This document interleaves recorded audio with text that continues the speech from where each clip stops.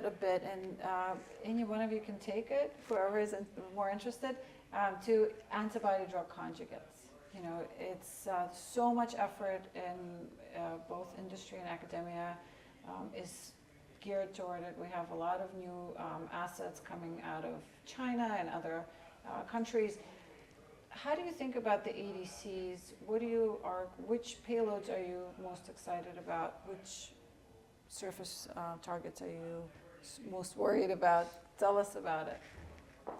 Yeah, I mean, I think it's, of course, ADCs have been really helpful in kind of given the delivery of chemotherapy in a different fashion, a more targeted fashion.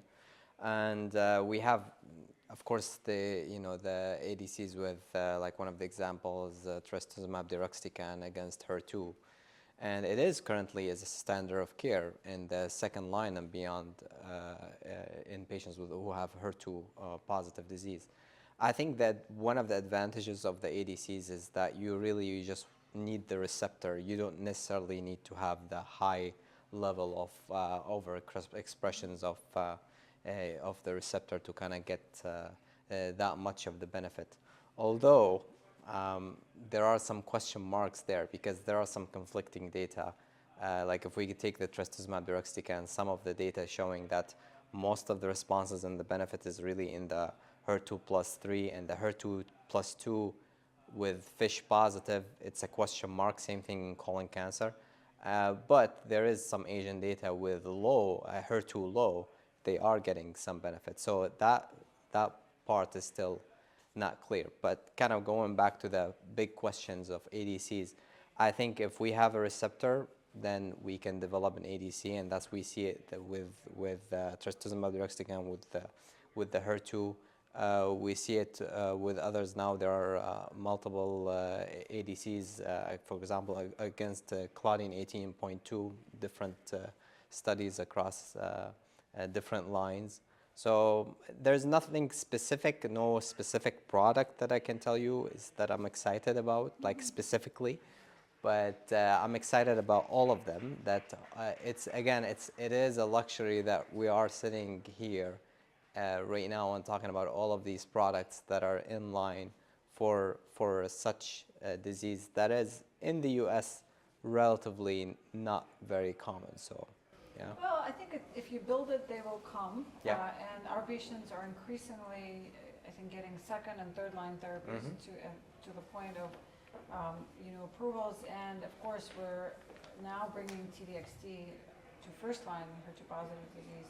Also at this Congress, we had presented Destiny Gastric 03 data, which showed some promising efficacy. The waterfall plot looked very nice. What about perioperative setting? So we're focused on first line patients, but we know that these patients, most likely will be treated lifelong and will need to be under surveillance and therapy in palliative setting. I know, it's been such an amazing opportunity to collaborate between our centers for some of the perioperative strategies. Tell us about what your thoughts are on the biomarker testing. Yeah, I think definitely it's also an evolving landscape. Recently, we have the data where we were waiting to see if radiation will add, and we had a negative trial. So we do know that the preoperative setting, the backbone is the chemotherapy. The data with chemotherapy and immunotherapy is also conflicting. Some of the chemoimmunotherapy improved responses, but does not translate in overall survival. So some of the studies have been negative, but we're still waiting for the Matterhorn trial. And we would like to know if the addition of durvalumab will add survival for these patients. I think the combination also to bring preoperative treatment with HER2 inhibitor and immunotherapy is also a trial that we would like to get information. So I think we know that probably in the preoperative setting, the radiation is no longer beneficial, but at the same time, there are patients that they do benefit, patients that have bleeding or they are unresectable. So I think it's very exciting what's coming in the perioperative setting, and to know if the immunotherapy will add or not, it's an important question. Sakti, at your center, does anyone still use cross regimen for adenocarcinomas? Only in frail older patients who are not surgical candidate, but otherwise we routinely use FLOT4, perioperative FLOT4 for patients who are fit enough to undergo esophagectomy. FLOT4 is the standard of care at our center.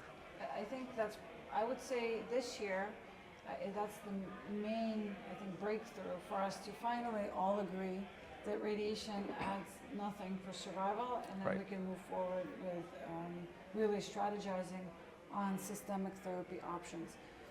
Often that's the paradigm, right, Sam? You take something from metastatic setting to perioperative setting. What are your thoughts about it? Are you worried? Do you think there are certain biomarkers we should prioritize in perioperative setting versus over others? I think similarly to how you before nicely illustrated the hierarchy of biomarkers based on their predictive ability to our different treatments, I think we've already started to see that in the perioperative setting, in that mismatch repair deficient tumors with microsatellite instability, high status, that's now approved based on 2 phase 2 studies, Neonapiga and Infinity, dual checkpoint inhibition, neoadjuvantly or perioperatively, is in NCCN guidelines, because we know that not only does perioperative chemotherapy in mismatch repair deficient locally advanced tumors not help, it's actively harmful. And that was a very nicely done meta-analysis several years ago, because during the time they're getting chemotherapy, the tumor is insensitive, it's just allowing time for the tumor to grow. And so based on the sensitivity that we've seen in metastatic disease, bringing that to early stage disease or middle stage disease has really, you talk about differences in pathologic and major pathologic response rates, it's really outstanding. And then next I would say HER2, the synergy between, as you mentioned, dual HER2 and PD-1 blockade has been really nice in moving that to the locally advanced setting. The one sort of tweak that I think is really critical is this sledgehammer of FLOT. FLOT is hard. It is possible to get patients through it when you sort of are really proactive rather than reactive. But checkpoint inhibitors and monoclonal antibodies take longer to induce tumor regression and teach the body's immune system to react. So that longer period of neoadjuvant therapy, I think, is really critical. And a total neoadjuvant approach of giving all 8 cycles of FLOT preoperatively, I think, is really challenging. And so to be able to find potent non-chemotherapeutic agents that you can give in combination with a doublet backbone, for instance, or TDXD with a single agent backbone, to be able to give a longer duration of therapy up front with the tumor still intact, really allows for not only a broader but a deeper immune response, and I think will ultimately improve our cure rates. And what Matterhorn showed for the first time in a global phase 3 study that we accrued ahead of time during the pandemic is that you could do FLOT globally. Exactly. In all over US, West, and also Asia.